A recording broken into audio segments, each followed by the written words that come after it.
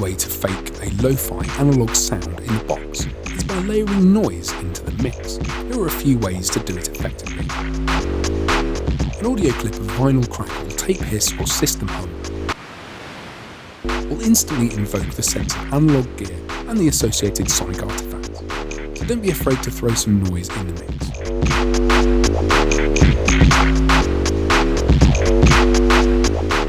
For subtlety, turn the noise down until it's almost imperceptible, but is still missed when muted.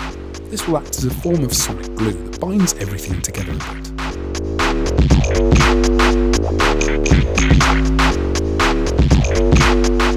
As old analog gear usually operates in mono, use a utility plugin in your DAW to remove any stereo information from your noise sample and sit it firmly in the centre of the mix.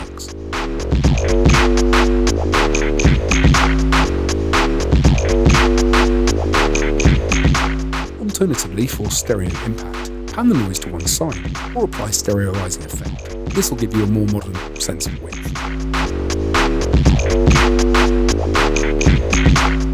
As an old analog studio comprised multiple hardware sources, you can go even further and pile up different noise layers in the mix for authenticity and lo-fi density.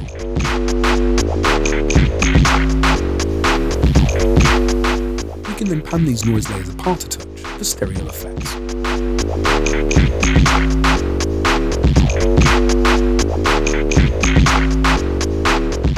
Noise layers can often sound a little out of place and disjointed when thrown straight in, so it can help to get their dynamics interacting with the other parts of your track. You can use another mix element to trigger sidechain compression over the noise, or as we're doing here, use a volume shaping plugin to get the noise bouncing and grooving.